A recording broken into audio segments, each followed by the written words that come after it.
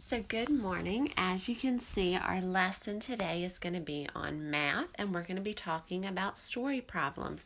So, as you're working through your assigned work for this week, you're going to see some practice with 2D and 3D shapes as well as story problems.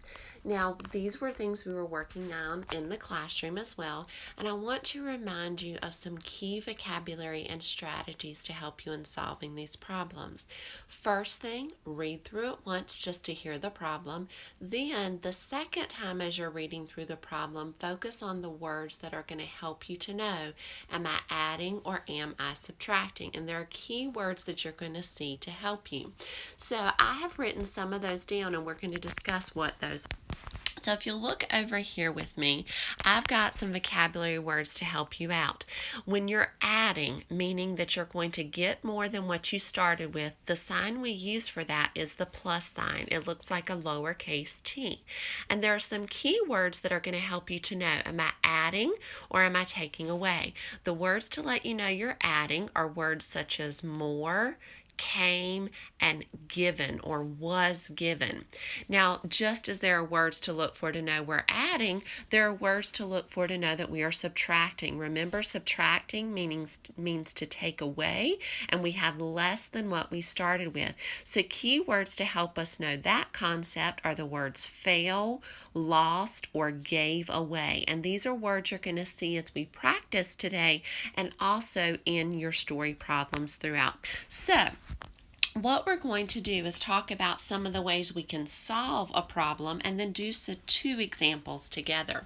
When you're solving a story problem, remember in class we've talked about after we've read it, after we know if we're adding or subtracting, we can draw to solve or we can use manipulatives to help us. So one of the problems we're going to do is going to be drawing to solve and the other is using manipulatives.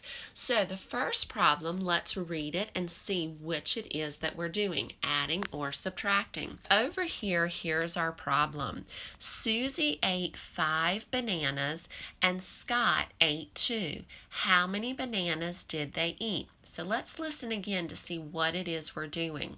Susie ate 5 bananas and Scott ate 2. How many bananas did they have? So let's draw to solve. So over here I've got a chalkboard, and if you remember from my problem, it told us Susie ate 5 bananas. So I'm going to use a crescent shape to help me for my bananas, and since it says she ate 5, I'm drawing 5, and I want to check to make sure that is in fact what I've got here. So 1, 2, 3, 4, 5. Then the story problem told us that Scott ate 2. So now I'm going to draw 2 for Scott. Now, to figure this out, I count them all together. 1, 2, 3, 4, 5, 6, 7. Now, I can also write this as a number sentence. So the way we do that is we write how many Susie had, and she had 5. So that's the first number in my story sentence. We added, so that means we add the plus sign. Again, looks like that little lowercase t, and then we have Scott's bananas of 2. So these are the numbers we started with. We put our equal sign, which is our line, over our line, and we count them to see the answer. So let's count. 1, 2, 3, 4, 5, 6, 7.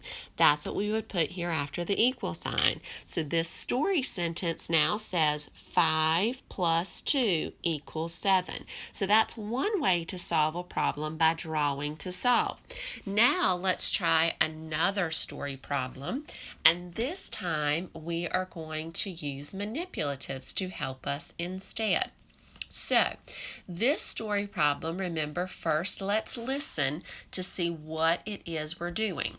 William found 7 Easter eggs. He put them in his basket. He went to show his parents and noticed he dropped 2. How many eggs does he have? So let's listen for vocabulary. Are we adding or subtracting? William found 7 Easter eggs. He put them in his basket. He went to show his parents and noticed he dropped 2. How many eggs does he have? The key word here is dropped. So that means he lost them. So we're going to be subtracting and taking away. So over here, I have an Easter egg basket and some Easter eggs to help us in solving this problem. Now, our story told us that William found 7 eggs, so I'm going to put 7 in the basket. 1, 2, 3, 4, 5, 6, 7. It told us that he lost 2 of them, so that means I'm going to take them out. So I'm going to take away 1 and 2. And it asked to know how many are left in the basket. So we count to solve. 1, 2, 3, 4, 5. Remember to always double check, meaning do you get the same answer twice? So let's count again. 1, 2, 3, 4, 5.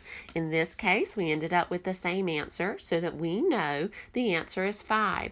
If he started with 7 and he lost 2, he now has 5.